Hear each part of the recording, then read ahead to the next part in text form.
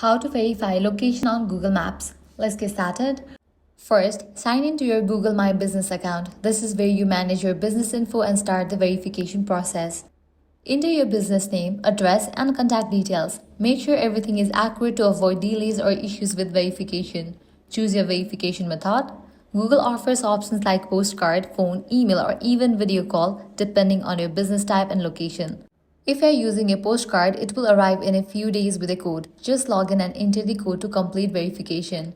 For video calls, be ready to show your actual location and business live to a Google representative. Once verified, confirm your business info. Your location will now show correctly on Google Maps, helping customers find you easily.